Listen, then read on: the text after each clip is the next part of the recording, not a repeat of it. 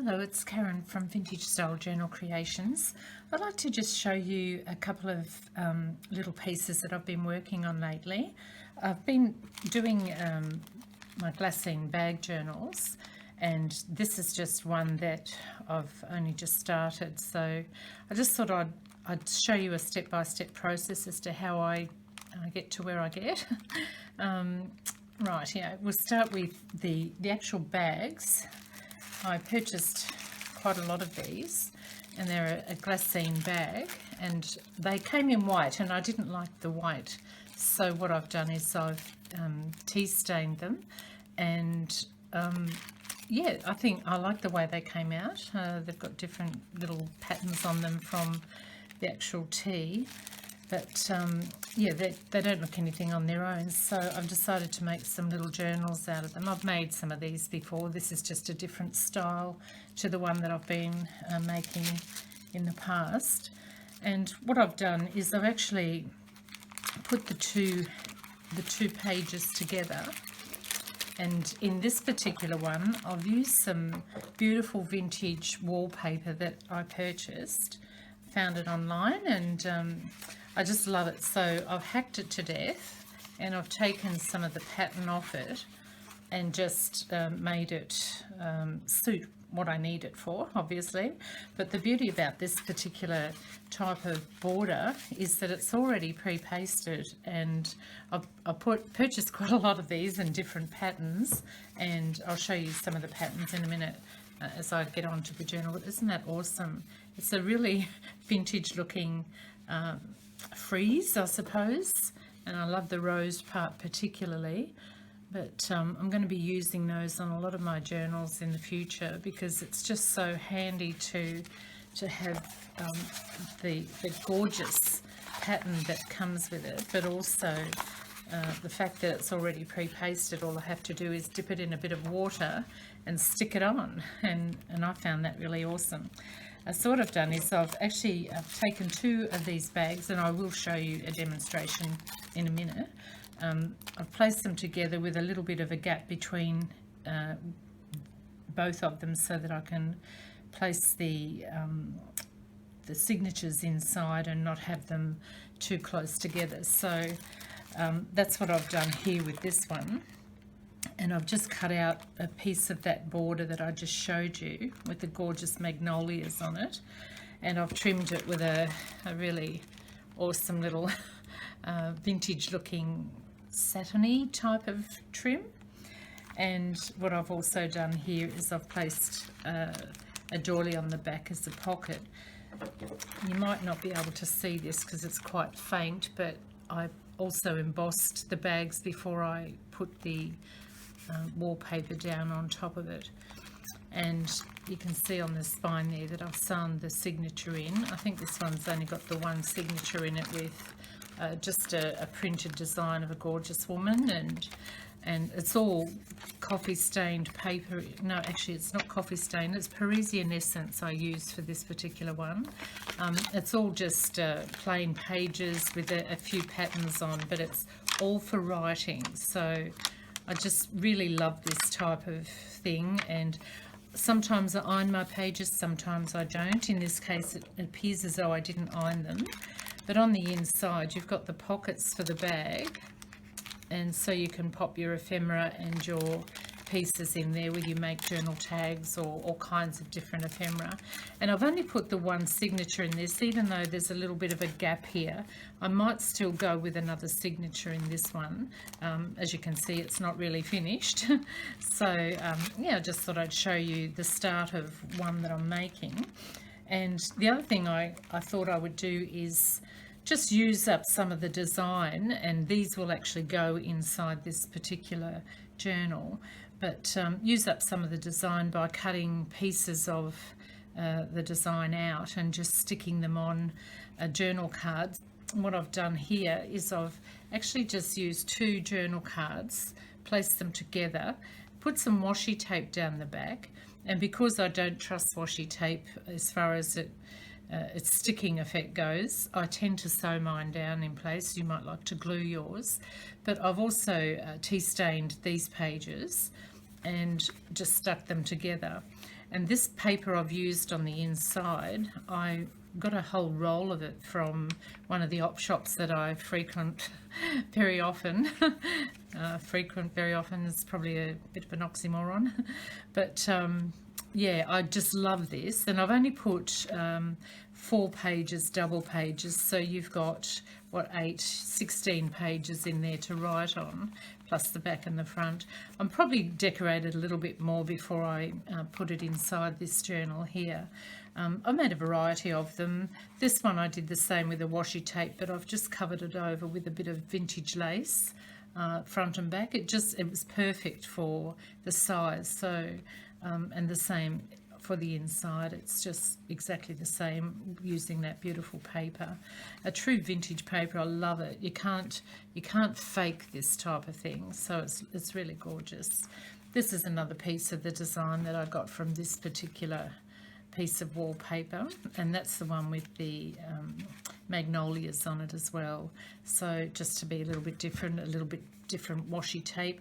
I think this one came from Kaiser Craft. But yeah, just as I said, I don't trust washi to stick permanently, so I tend to sew it down or glue it down. Again, the same inside with that one as well. And I've just stitched along the middle of each of the pages, as you can see, rather than hand stitch it. I've just thrown it through the sewing machine and come up with that. So yeah, they're lovely, and I think probably 2 of them will go into each of the Glassine bag journals. But I just thought I needed to finish off this one a little bit, so I'm just going to, I've got a couple of little diamantes here. I bought those on a belt, and there were 4 of the larger size and 5 of the smaller size. And when I pulled it apart, the little ones actually broke, so I've glued them, the centre, back to the outside there, and I thought they'd be just stunning on some of these journals. So I'm going to use one of these ones, I think. Don't want to go over the top with jewellery on my journals unless they're a hardcover, because I think they're probably made to last better in the long run. They'll probably be more of an heirloom. Hoping the Glassine bags will be too, because I think they make a stunning type of journal.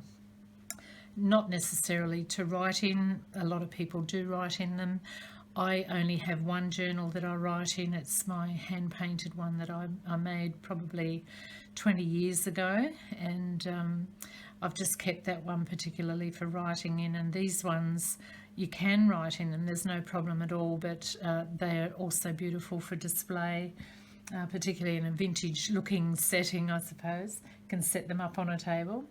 So what I've decided is I'm going to place one of these on the front here, but I also found this little piece that I had hand dyed probably a year ago, and I just love the way the colours came out. It sort of ran into the edges a little bit, and so I thought I might use that one today. I'll try and figure out which way it goes. I think it'll go that way down, and I think it will also go well with this because it's picking up on the burgundy shade here.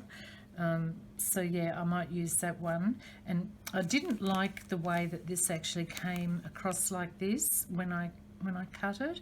So what I'm going to do is try and hide that a little bit by putting that one down. And I found some other laces. I've got, oh my goodness, I've got so much lace that I've found over the years, and either tea stained it or just kept it as it is. A lot of it is vintage lace. But I've got a little piece here. What I might do is just cut around that, because while I like the whole design, I don't want it all taking away from the lovely burgundy piece there. So I'll just cut into it a little bit. Try not to cut my fingers. Going around. Just add a little bit of interest. Get rid of that. So I'm going to stick this down. I might pop that there, and then just that one in the middle there like that, just so that it's a little bit different. Oh, I don't know. Let's try it. I'll start gluing this down. I bought this glue. It's pretty much a new glue, but I've noticed there's a bit of a split in the lid, so I'm hoping it's not going to come out everywhere. I tend to use this particular glue because I find it it is an archival glue, so it will last a long time. It won't crack or change colour over time. And so I'm just going to try and get it out.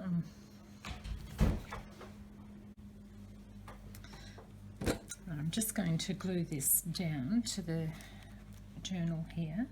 I don't normally use this particular glue for this, but it's winter here at the moment and the glues are not wonderful, particularly the acetone type of glue. They tend to go a little bit firmer, so it's a bit of a pest to try and glue things down with it. We'll just see how this one goes. Anyway, as you can see, I'm just dabbing a little bit here and there, not overdoing it, but I do want it to stay put, so I'm just using enough without overgoing the margin. There we go, just pop that on there. And this other little piece that I took off, I'll just stick that down, just make sure I get the right side up. I tend to use the, I think it's B7000 glue for sticking down things like diamantes because they will stay put. They're not going to move in a hurry at all unless you get some kind of chisel and get them off, try and get them off. But just put that there, that will do. And in fact what I might do is I'll get my other glue. This one here, the B7000, I really love this stuff. It's very sturdy, so it comes out quite easily, even though it's a very sturdy type of glue. It doesn't tend to stick in the actual tube, so just put plenty of that on the back here. It takes a little while to set, probably anywhere up to 20 minutes or so, but usually it'll stay put within about 5 minutes, so I'm hoping that that'll just go nicely there. So it's a little bit off center, which is the way I want it. Don't particularly like things that are too perfect and centered, and so I'll just leave that one to dry for a bit. Let's give it a bit of a press down. I'm not going to be able to do very much with this particular journal at the moment until that's actually dried, so I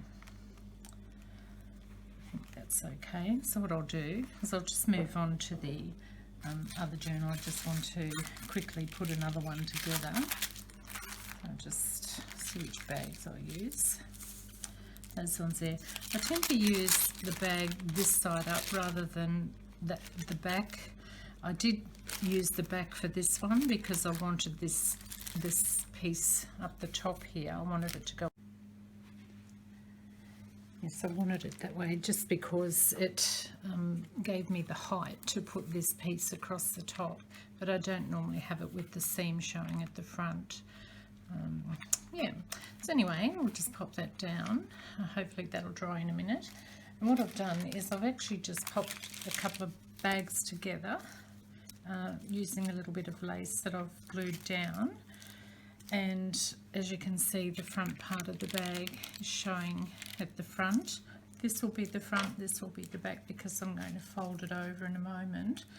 And I've actually gone and wet my piece of rose wallpaper.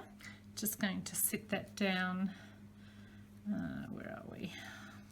Just giving it enough to cover over some of the lace and to go towards the back. I've put a bit of baking paper underneath because the water that's on the back of the central bit there will stick down to my table, so just going to gently pat it down. I've got some cloth that I just got out of my kitchen, so I'll just gently wipe it down like you would wallpaper onto the wall. And if it doesn't stick, it's possibly because I've actually wet this a couple of times because my video cut out, and I was trying to figure out why on earth it just cut out all of a sudden without me touching it. And as it turns out, because I've been making quite a few videos, it's actually taken up all the space in my phone, so I had to get rid of a few things into the cloud. So I might have to glue this one down a little bit further, which is fine, but yeah, normally it's the wallpaper itself will glue down if you only have to wet it once. The other thing that, because it's so fine with the paper, I'm just a bit concerned that that goes through, but it doesn't.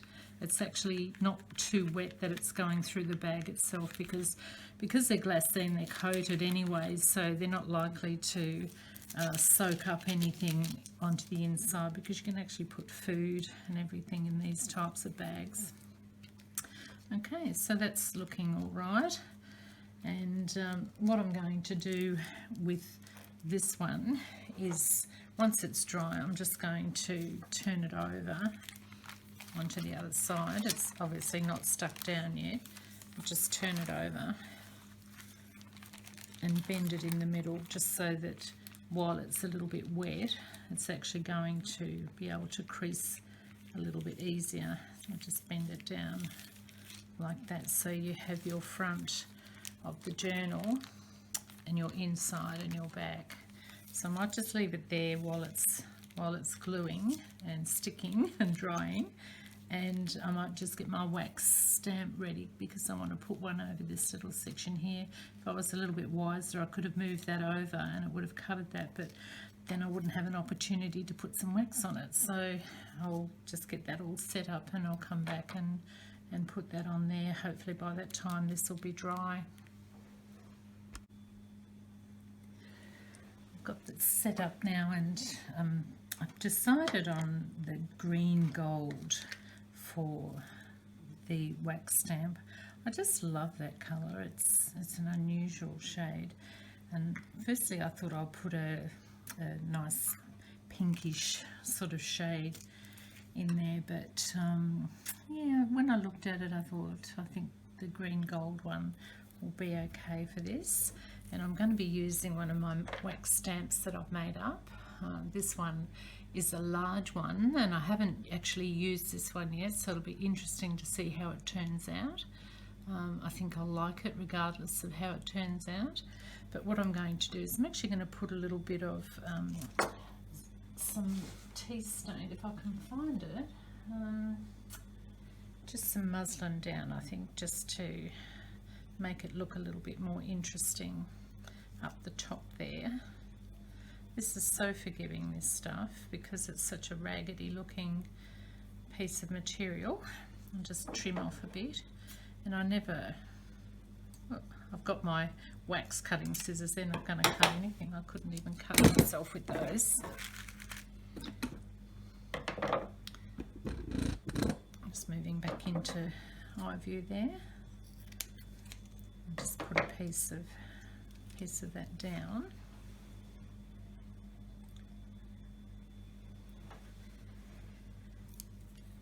And just let the wax melt a bit. I tend to stir mine, but you really need to take some care if you're going to do that, because I often leave the rest of the wax in the little spoon here when I'm finished. I don't tend to clean it out all the time.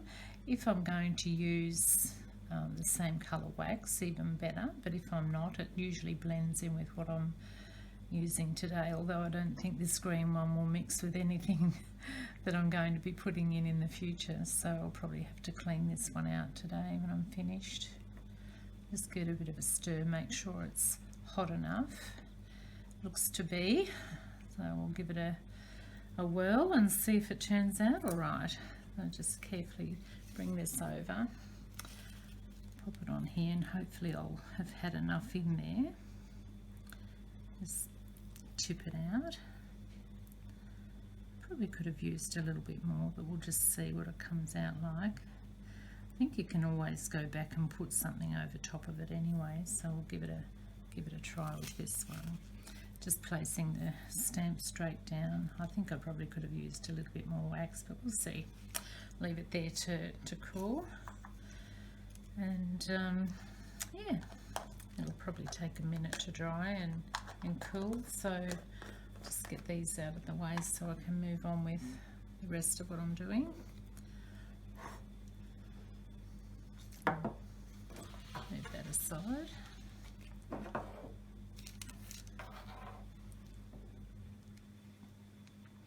Okay, it's going to be interesting, if nothing less.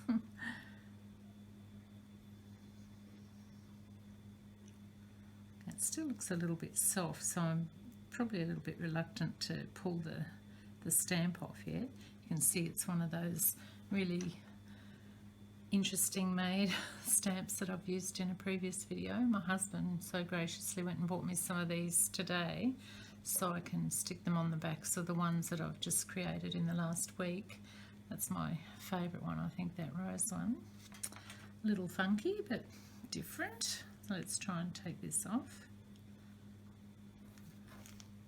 Come on, be nice. Oh no, it's not going to come off. Okay, it's coming with a bit of gentle persuasion. I might just leave it a little bit longer.